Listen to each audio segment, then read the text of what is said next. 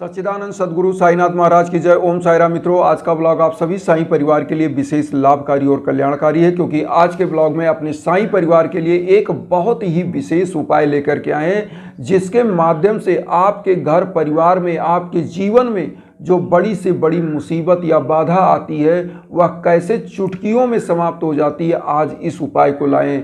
और सबसे पहले तो आप जान लीजिए सिम्टम, कैसे कैसे बाधाएं आपके जीवन में आती हैं, और अगर ऐसी बाधाएं आ रही तो आपको सतर्क होने की ज़रूरत है, साईं बाबा के श्री चरणों में जाने की ज़रूरत है। कैसी बाधाएं? जैसे आपके घर में अचानक से पैसे का कमी दिखता है, अचानक से परिवार में लड़ाई झगड़े का माहौल बन जाता है, अचानक से बड़ी बीमारियां आपको घेर लेती हैं, आपके परिवार को घेर लेती हैं, बच्चों को सफलताएं नहीं मिलती हैं, योग्य होते हुए भी बच्चे असफल होते हैं, बिजनेस में घाटा लग रहा है। ऐसे समयों में आपको करना क्या चाहिए? ऐसे समयों में आपको सतर्क होना चाहिए। और क्या करना चाहिए, कौन सा उपाय करना चाहिए, ध्यान से सुनिएगा। सबसे पहले तो आपको नहा धो लेना है, स्वच्छ वस्त्र धारण करिए और साईं बाबा के श्री चरणों में बैठना है, और साईं बाबा को पीले आसन पर आपको स्थापित कर, पीला आसन मतलब कोई पीला कपड़ा बिछाइए, और बाबा के कोई मूर्ति हो, पोस्टर हो, फोटो हो, जो भी आपके पास हो उसको रख लीजिए, और बाबा के श्री चरणों में सबसे पहले 7 पीला फूल अर्पित करिए। ओम सर्व मंगल कराय नमः मंत्र का जाप करते हुए 7 बार जाप करिए, 7 पुष्प अर्पित कर दीजिए। और उसके बाद आपको करना क्या है, सबसे पहले आप थाली ले लीजिए। थाली में क्या ले लीजिए, आपको अन्न दान करने के लिए उसमें समस्त चीज़ें सजा लीजिए, दाल चावल, उसमें थोड़ा सा मिर्चा, हल्दी, नमक, सब कुछ रख लीजिए। इसको बाबा के श्री चरणों में टच करा के आप बगल रख लीजिए। एक घी का दीप जलाइए, एक धूप बत्ती जलाइए, और बाबा की सबसे पहले आप आरती कर लीजिए। जो डेली की पूजा करते हैं वह कर लीजिए, 11 वचन जरूर कर लीजिए। उसके बाद जो मंत्र हमने बताया, ओम सर्व मंगल कराय नमः, इसी मंत्र का आपको जाप करना है 108 बार। और इस थाली को फिर से बाबा के श्री चरणों में टच करा के फिर दाहिनी तरफ अपने रख लीजिए, जो अन्नदान का थाली है। अब 1 लोटा जल आपको साईं बाबा के श्री चरणों में रखे रहना है। इस जल में आम का एक पत्ता डाल लीजिए। आम का पत्ता डालने के बाद ओम सर्व मंगल कराय नमः जो मंत्र आप जाप कर रहे हैं, इस जल पर एक बार फूंक मार दीजिए। और उसके बाद अगर आपके घर में भीषण से भीषण बाधाएं आ रही हैं, आपका घर परिवार हमेशा बेचैन रहता है, हमेशा महामारियां आ जा रही हैं, बीमारी आ जा रही है, मुकदमेबाजी, लड़ाई झगड़ा, कलह, वास्तु दोष, सब कुछ ये जल समाप्त करेगा। कैसे करेगा? आप क्या करिए, सबसे पहले जल ओम सर्व मंगल कराय नमः, ओम सर्व मंगल कराय नमः, ऐसे मंत्र बोलते हुए, जो हम आपकी स्क्रीन पर भी दे रहे हैं यही मंत्र, और इस मंत्र को बोलते हुए पहले तो अपने ऊपर छिड़किए, बाबा के ऊपर, पूरे जहाँ बैठे वातावरण में छिड़क दीजिए।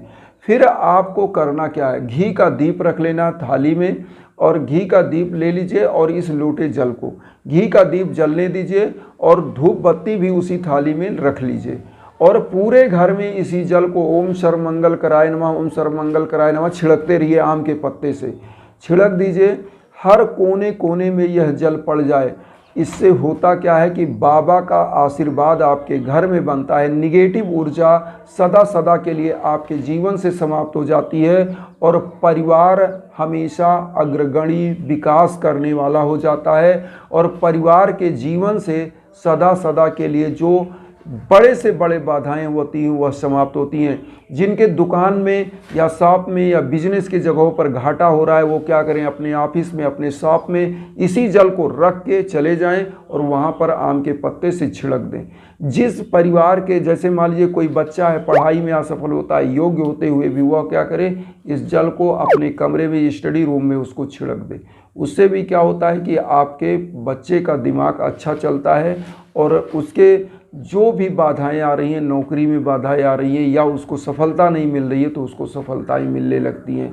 तो इस उपाय को ज़रूर कर दीजिए।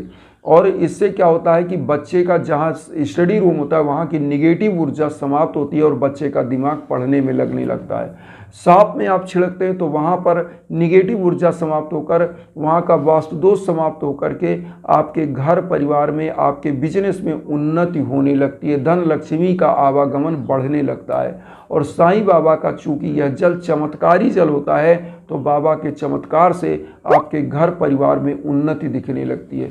इस जल को क्या करें, जो व्यक्ति बीमार रहता है उसको 1 चम्मच बाबा की ऊदी मिला करके या ऐसे ही जल ही दे दीजिए, अगर ऊदी नहीं है जल ही 1 चम्मच पिला दीजिए। ऐसे व्यक्तियों के लिए रामबाण काम करता है, क्योंकि जो आप मंत्र का जाप करते हैं ओम सर्वमंगल कराय नमः और इस पर फूंक मारते हैं, वह जल अभिमंत्रित हो जाता है और अभिमंत्रित जल आपके जीवन से जो हर्डल होता है उसको समाप्त कर देता है। तो इस अभिमंत्रित जल को, और एक चीज़ और बता दें, इस जल को अगर मान लीजिए जिस दिन बृहस्पतिवार है आपने पूजा किया और जो व्यक्ति आपके घर में, सबको चंदन के रूप में इस जल को आप लगवा दीजिए। तो ऐसी मान्यता है कि घर परिवार में जो आपसी सामंजस्य दूर हो गया है, आपसी सामंजस्य नहीं है, आपस में लड़ाई झगड़े का माहौल वह समाप्त होता है, घर परिवार उन्नति की तरफ बढ़ता है, विकास की तरफ बढ़ता है। तो ये जल बहुत ही सिद्धदायक जल होता है, आपकी समस्त मनोकामनाओं को सिद्ध करता है। एक चीज़ और बताएं, जिन माताओं बहनों को संतान नहीं प्राप्ति हो रही है, अगर इस जल को नियमित रूप से पूजा करें और बाबा को इसी मंत्र का जाप करें, ओम सर्वमंगल कराय नमः, और इसी जल पर एक बार फूंक मार दें, 108 बार जाप करके और एक बार फूंक मार दें जल पे, और इसी जल का पान 1 चम्मच करें और उसके बाद इस जल को क्या करें, तुलसी जी के पेड़ में डाल दें और एक घी का दीपक बाबा के सम्मुख जला के वही घी का दीपक तुलसी पेड़ के नीचे रख दें और अपने संतान की कामना करते हुए संकल्प लेकर के बाबा के सम्मुख यह चीज़ कर दें। अब यहाँ पर दूसरा चीज़ क्या आता है, जब आपके जीवन में भीषण बाधाएं आती हैं तब आपको आध्यात्म का शरण लेना चाहिए, यज्ञ याजन हवन पूजन का शरण लेना चाहिए और ऐसे समय में आपको पूजन करवाना चाहिए। क्यों? क्योंकि जब आपके घर परिवार में निगेटिव ऊर्जा हमेशा के लिए भरी रहती है तो वह हवन के द्वारा ही वह ऊर्जा समाप्त होती है। हवन आप कहीं भी हो, ऑल ओवर वर्ल्ड में हो, इसकी ऊर्जा किस रूप में काम करती है आप समझिए। जिस प्रकार क्षितिज में सूर्य की रश्मियाँ ऑल ओवर वर्ल्ड में अपनी किरणों के द्वारा प्रकाशित करती हैं, ऊर्जा का महसूस कराती हैं, एक गर्मी महसूस कराती हैं, उसी तरह से जिस प्रकार से सोलर पैनल होता है और सूर्य की रश्मियों को अवशोषित करके बैटरी में संचारित करता है, उसी तरह से आपके जीवन में हवन क्या करता है कि वो सूर्य की तरह काम करता है और आपका जो शरीर है वो सोलर पैनल की तरह काम करता है, उस हवन की ऊर्जा को अवशोषित करता है। क्योंकि संकल्प में आपका नाम, आपका गोत्र लिया जाता है तो वह ऊर्जा आप में जाता है और संचित होता है। समय पड़ने पर जब कोई बाधा आपके जीवन में आती है तो वह बाधा समाप्त हो जाती है। इसीलिए ऐसी चीज़ों का उपाय किया जाता है कि आपके जीवन में जो भी दिक्कतें वह समाप्त हो जाएं।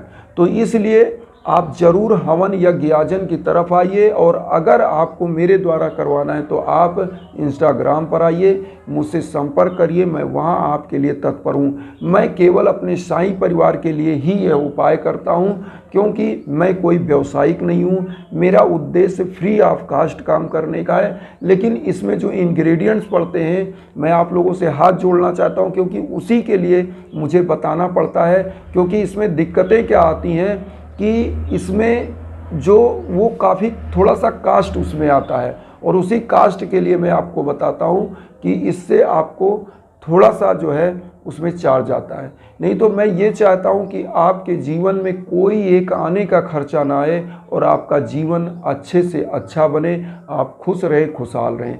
तो वसुधैव कुटुंबकम की जो भावना हम ले चल रहे हैं, इसीलिए हम अपने साईं परिवार के लिए उपाय करते हैं। जो हमसे जुड़ते हैं मैं उन्हें अपना परिवार मानता हूं और हम अपना परिवार बनाने के लिए हमेशा विश्व शांति की तरफ बढ़ रहे हैं और हमारे सब परिवार बहुत ही अच्छा, आपका प्यार मिलता है, आपका आशीर्वाद मिलता है।